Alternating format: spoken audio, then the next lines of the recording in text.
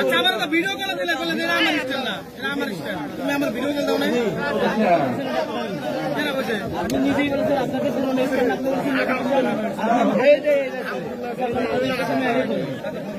যদি বলে নতুন স্টার তো মাইক আরে ভাই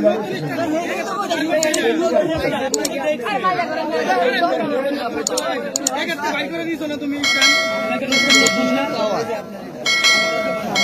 এগুলো ভারতের এজেন্ট শেষ করে ফেললে প্রতিবেশী নামে এই কলঙ্ক যারা মসজিদ গুলো ভেঙে ভেঙে এখন মন্দির বানাচ্ছে। আবার বলছে আজমির শরীফ ওনাকে আপনি কয় টাকা দেন? আপনি যে টাকা দেন, এই যে আজকেও আমার গাড়িটা সারতে 1.5 লাখ টাকা লাগলো, 1.5 লাখ। ওর কাগজ করতে 75,000 টাকা লাগবে, ড্রাইভারের প্রতি মাসে 20-25 হাজার টাকা দেওয়া লাগে। তা টাকা কি করবো না? আমার আরো বিভিন্ন কাজ আছে, সেই কাজগুলো করা লাগছে। একটা মাদ্রাসা বানানোর এই করছিলাম, 3 কোটি টাকা লাগবে, টাকা নেই। আমি একটা গ্রুপে কাজ করি, আকিস গ্রুপে, যা লাগে তারা দেখছে, এই জন্য আমার কোনো সমস্যা নেই। তারা যদি বলতো না আমরা কিছু করতে পারবো না, আপনি ওইগুলো করে চলেন, যা আপনি পারতেন না।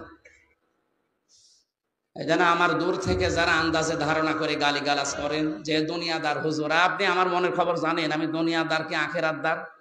আপনি নিজের হিসাব করেন ভাই। আল্লাহ তুমি আমাকে অন্তত এই ষড়যন্ত্র থেকে বাঁচাও। হাফিজুর ভাই বলছিল না যে আসলেও ষড়যন্ত্র চলছে, আর এটা বিভিন্ন রাম আর বামরা বিভিন্ন আলেমের নাম জালেম দিয়ে এদেরকে করাচ্ছি যে এদের পেছনে লাগু। এখন তো আর কেউ নেই কথা বলার মতো, দু একজন, আর কিছু মানুষ প্রতারণার শিকার হচ্ছেন। এই শেষের 16 একটা নাম্বার আছে, এটা এক হিন্দুর নাম্বার, নয়ন দাস। এই শয়তান কিছু মুসলমান মিডিয়ার সাথে হাত করে আমার ছবি পেছনে লাগিয়ে কম্পিউটারের মাধ্যমে ওরা মানুষের কাছে টাকা নিচ্ছে যে হুজুর ডেট দিচ্ছে, অথচ আমার ডেট খালি নেই, সারা দেশ জানে। এই কিছু মানুষ অজ্ঞ আবেগে টাকা দিচ্ছে, 10,000 5,000 করে দিয়ে ধরা খাচ্ছে। পোস্টার ছাপিয়ে বলছে আমাদের পোস্টার হয়ে গেছে, আপনি আসেন। আসবো মানে আমার ওই দিন মাহফিল চট্টগ্রাম, আর আপনি দিয়েছেন সিলেটে, আমি যাবো কি করে? আর আপনার মাহফিল আমি জানিই না। এই জন্য আমি আবার আহ্বান করছি, এই 16 নাম্বারটা যদি ধরতে পারেন কেউ, ওরে পিটিয়ে মেরে ফেলবেন, এতে যা হয় আমি দেখবো। এই শয়তানের কারণে সারা দেশ থেকে মানে মুসিবতের শেষ নেই, মানুষও ধোকা খাচ্ছে। এই যে এতগুলো মানুষ এখন যদি ধোকা খেত, আমারা যদি দাওয়াত না দিতে বলতো 16 নাম্বার প্রতারকের কাছে, আর 70, এই দুইটা, এটা রবি নাম্বার, শেষের 16 একটা, শেষের 70 একটা। এরা বিভিন্ন জায়গা থেকে কম্পিউটারে খুব পারদর্শী, বিভিন্ন জায়গায় আমার ছবি এখানে পেছনে লাগিয়ে বসে মুখ নড়াচ্ছে। এত চালাকের আর এত এত এক্সপার্ট, কত প্রশাসনকে দিলাম যে ভাই ধরে দেন, না কেউ পারছে না। এখন আমি কি করব? কালকেও মাহফিলে চট্টগ্রামে ধোকা দিয়েছে মানুষকে, সেখানে বলে 1.5-2 লাখ মানুষ, বলছে হুজুর দাওয়াত নিয়ে আসে না, অথচ আমি জানিই না। ওই 16 নম্বরে ধোকা খেয়েছে, এই ময়মনসিংহ সেদিন ধোকা খেয়েছে, সিরাজগঞ্জ গোল চত্বরে ধোকা খেয়েছে, কিচ্ছু জানি না। এরা আন্দাজে মানুষ জমা করছে, আর নাম শুনলে তো এখানে 1-1.5 লাখ মানুষ হয়ে যায়। এটা বারবার সরাতে পারো না। মিডিয়ার গুলো কি করে এরা, নাকি এরা ওর সাথে জড়িত আছে? না না, এর থাকতে পারে না। না ধরতে পারো না, কি করো কি? গ্রুপ গ্রুপ চালা, একে গ্রুপকে দেওয়া যায় না যে 16 নাম্বারে 70 নাম্বারে কেউ ধোকা খাবেন না। এইগুলো ছড়াতে পারো, রাশনিকার নাম মুখ দিয়ে একবার বের হইলে সেটা ছড়াতে পারো, আর এটা ছড়াতে পারো না।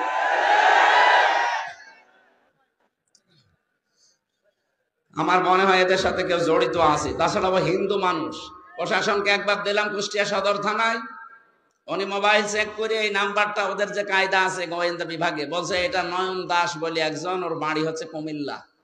ধরা যাচ্ছে না, কি করব আমি? কাউকে একটা টাকাও দেবেন না আমার নামে, একটা টাকা না, 4 আনা পয়সাও দেবেন না। আমার বাবাও যদি বলে যে আমার বাবা কথা বলছে, না আমি টাকা পয়সা নেই না আগে থেকে, আপনি যা আসার পরে দেবেন এইটাই যথেষ্ট। যদি না দিয়ে বলেন যে আমার অসুবিধা, আমাদের দেওয়ার ক্ষমতা নেই, বলবেন চলে যান, খালি ভাড়াটা দিন। তাই বলে আবার 10 টাকা ধরে দিয়েন না। তাই আমি বললাম আপনাদের সবাইকে সতর্ক করার জন্য, কাউকে টাকা দেবেন না, সে যেই হোক। আমি আবার বলছি, যদি আমার ছবিও দেখায় পেছনে ভিডিও, যে কথা বলেন না, বলবেন ধোকা। দরকার হয় বাড়ি যেয়ে যেটা ফাঁকা আছে নিয়ে আসবেন, কাউকে টাকা দেবেন না। আমি আবার বলছি, কাউকে টাকা দেবেন না। আজকেও 2 জন ধোকা খেয়েছে, 20-40 হাজার টাকা দিয়েছে ওই শয়তানকে, অথচ আমি কিচ্ছু জানি না। আমার যে কি রাগ ওর ওপরে, সত্যি যদি আমি আল্লাহর নাম নিয়ে বছরে ধরতে পারি, আমরা জবাই করে ফের জেলে যাব। ও যা ক্ষতি করছে আমার একা না, আপনাদের। আর যে কত টাকা নিয়েছে, 5,000 10,000 করে মানুষের কাছে সারা দেশ থেকে। ওর আমি সত্যি যদি কেউ ধরিয়ে দিতে পারেন, আমি 1 লক্ষ টাকা আপনাকে দেবো, 1 লাখ টাকা দেবো। আর আমি ধরতে বললে তো সরাসরি 3 বার জবাই করে আমি ফের জেলে যাই, বসে থাকবো। জান, আমার কপালে যা আছে হবে। এই নাম্বার ওই যে মিডিয়ার কাছে আছে না, মিডিয়া আজকে দিয়ে দেবেন প্রচার। শেষে 16 রবি নাম্বার 018, এরপরে কত কত আছে শেষে 16, আর পরে 018 কত কত আছে মাঝখানে শেষে 70। এই 2টা নাম্বারে সারা দেশ থেকে ধোঁকাবাজি করছে। আমি আল্লাহ রাস্তায় আপনাদেরকে সতর্ক করছি, ভাই আমার আর জ্বালাতন করেন না। এরকম প্রতিদিন 8-10 গ্রুপ আমার বাড়ি যায়। এমনি আমি গরিব মানুষ, আমার বাবারে জ্বালায়, আমার মারে জ্বালায়, আমার বউরে জ্বালায়, আমার শ্বশুরের হাত চেপে চেপে ধরে, এই দেখেন পোস্টার করেছি, অথচ আমরা কিচ্ছু জানি না। এই ধোঁকা দিয়ে দিয়ে সারা দেশ, বলেন তো 630টা থানা, অন্তত 600 থানা থেকে যদি মানুষ যায়, একটা মানুষ মারে, আর নাস্তা আমি কোথায় পাবো? হ্যাঁ ভাই, প্রতিদিন আমার মনে হয় 100-200 লোকের নাস্তা করানো লাগে, পাগল হয়ে যাবো না? অথচ যাওয়ার সময় তো কিছু নিয়ে যায় না। কোথায় আসছে সেই কক্সবাজার থেকে, সে ময়মনসিংহ থেকে কুষ্টিয়ায়, সকালবেলা যেয়ে বসে আছে। আমি কাল যশোর থেকে আসলাম ফজরের আজানের সময়, ফজরের নামাজ পড়ে একটু ঘুমিয়ে আছি। এই যে ফজরের নামাজ পড় থেকে কলিং বেল টিপা আরম্ভ হয়েছে। কোথায় কে বলে, এসেছে সে চট্টগ্রাম থেকে, কেউ এসেছে ময়মনসিংহ, কেউ পটুয়াখালী, বরিশাল। 200 মানুষ। বললাম নিচে বসান। এবার নাস্তা কাটতে কাটতে আমার মায়ের হাত কেটে গেছে। কত নাস্তা দেওয়া যায়?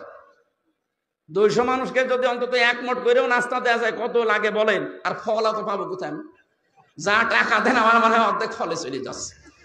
আমি আশা করছি আর যেন না আমার বাড়ি, আমি মাপ চাচ্ছি ভাই, আর কেউ গেলে কিছু নিয়ে যে একেবারে খালি হাতে চলে যান। আপনারও তো লজ্জা থাকা দরকার যে হুজুর এত ফল পাবে কোথায়? আর ফল কাটার জন্য 2জন লোক লাগে। আমার শাশুড়ি আর আমার মা পাগল হয়ে গেল, বলছে তুমি এসব বাদ দাও। দেখ, বেশি বললাম এটা প্রচার করার জন্য, কেউ যেন এরকম ধোঁকা খাবেন না। 16 নাম্বার আর 70 নাম্বার শেষে।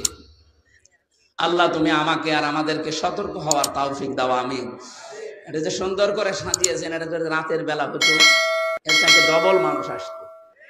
আর এই কথা বলেও আমি একটা মাহফিল হলে শান্তি পেতাম। 1.5-2 ঘন্টা 2.5 ঘন্টা আমি একটা আয়াতের উপরে তাফসির করতাম, অন্তত কিছু নিয়ে যাওয়া যেত।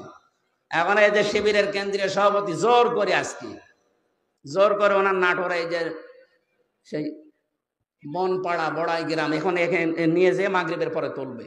ওখানে লক্ষাধিক মানুষ বসে আছে। আবার সিরাজগঞ্জের এই যে বেলকুচিতে আসা লাগবে রাত 9টায়। বলেন আমি কি মেশিন? কি আর আপনারা যে দূর থেকে আন্দাজে ধারণা করেন, না ওনার টাকা লাগে, কথা বলছে, এদেরকে যেন কথা বলতে না দেয়। এটা ভারতের একটা চক্রান্ত। আন্দাজে এক কথা আমার নামে লাগিয়ে দিই। আরে ভাই, আপনি তো বুঝবেন যে আমি 1-1.5 ঘন্টা কথা বলি। 2-1টা কথা তো স্লিপ অফ টান হতে পারে। আল্লামা সাঈদী সাহেবেরও হয়েছে। কোন বুজুর্গ কথা বলতে বলেন তো 1-1.5 ঘন্টা, দেখি ওর 10টা ভুল ধরতে পারে কিনা দেন। জালেমরা আমার জীবনটা শেষ করে দিয়েছে, এরপরও কিছু কথা বলার জন্য আমি তো আসতে চাই না। আপনারা তো নিয়ে আসেন। ডাক্তার আমারে বলছে রাত 10টার পরে জেগে থাকবেন না, আপনার কিন্তু আবার ওই অবস্থা হয়ে যাবে। আমি আসতে চাই না। হাত পা ধরে, পা ধরে, আমার বাবার হাত ধরে, আমার বাবার পা ধরে নিয়ে আসেন। আর 1000 বছর আগে এখানে মন্দির ছিল, জবাই করার দরকার ধরে ধরে শয়তান। ভারতের এই যে কয়েকটা সাংবাদিক বের হয়েছে টিভিতে, কলকাতার এই যে ময়ূর রঞ্জন নাকি নাম জানা, এ কি মানুষের ভেতরে পড়ে? এরে মনে হয় বাবা 15-16টা বাবা হবে। তাছাড়া এত খারাপ সন্তান তো দুনিয়া জন্ম দেওয়ার কথা না।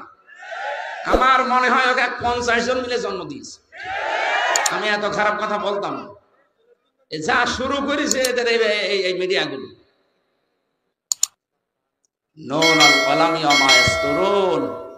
আল্লাহ তাআলা বলে সাবধান, আমি কিন্তু কলমের কসম করলাম, এবং কলম দিয়ে মানুষ যা লেখে এইটারও কসম দিলাম। আপনি হয়তো থাকবেন না, আমিও আর 50 বছর পরে থাকবো না, কিন্তু এইটা থেকে যাবে। আপনার এই মিথ্যা তথ্য তাম দুনিয়ায় ছড়াবে, যত ছড়াবে ওটা যদি সত্যিই মিথ্যা হয়, আপনি কবরে বসে বসে বাঁশ খাবেন। তখন কে দেখবে আপনাকে? আপনাকে আমি বাঁচাতে চাই, উল্টা পাল্টা কিছু করবেন না। যে যা করছে তার জবাব সে দেবে, আপনি তার পেছনে লাগবেন কোন কারণে? এই জন্য আমার সময় দিন, আমার উপর আজ জুলুম করবেন। আজকে 3টা নিয়েছেন আপনারা জোর করে, কিন্তু একটাই পারি না। আমার যে শরীরের কন্ডিশন দেখতে পাচ্ছেন না, 3 বছর ওরা কি খাওয়িয়েছে আপনি জানেন? প্রত্যেকটা মানুষ এখন বের হয়ে অসুস্থ হয়ে যাচ্ছে। মামুনুল হক হাসপাতালে ছিল, আমি 10-11 দিন পড়েছিলাম হাসপাতালে। আমার সেন্সই ছিল না যে আমি আসি কিনা। এই অবস্থার পরেও জোর করে নিয়ে আসেন, এসে কিছু একটু হলে আমারে বাঁশ দেওয়ার জন্য রেডি থাকেন না। এই ফেসবুকে যারা এই যুদ্ধ করছেন, যুদ্ধ করার জায়গা পান না।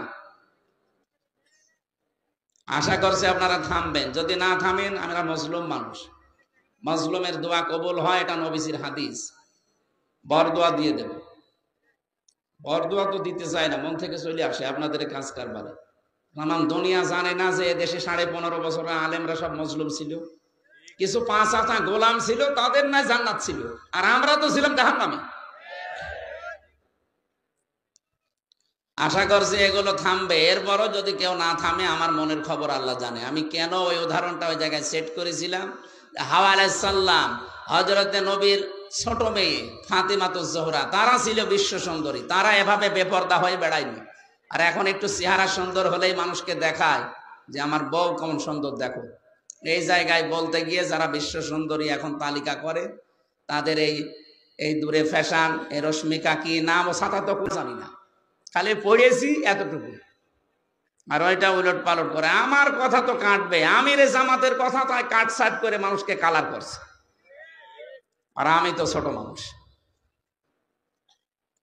এই জন্য আগামী থেকে আমি আপনাদের হাতে পায়ে ধরে বলছি, যে কয়টা ডেট আমার শরীরে কোলায়, অন্তত এক এক জেলায় 2-3টা করে, এর বেশি তো পারার কথা না। 64টা জেলা, 630টা থানা, আপনি টের পাচ্ছেন? প্রত্যেক থানায় যদি একবার করে যাওয়া লাগে, মাসে বছরে কয়টা মাহফিল হয়? না 6 মাস হইল 300টার ভেতরে 150টা মাহফিল হয়, 630টা থানা, কোথায় যাওয়া যায়?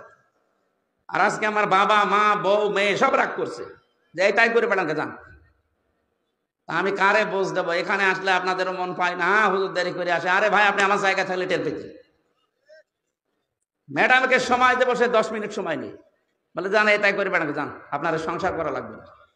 আপনাদের কারণে আমার সংসার নষ্ট হয়ে যাচ্ছে। আমার মা বাবা আজকে গরম দিচ্ছে, এই কি করো, কি বলবো তাদের বলেন? আমি কি ডেট নিতে চাই? মাওলানা হোসাইনকে মানুষ পাগল করে ফেলে।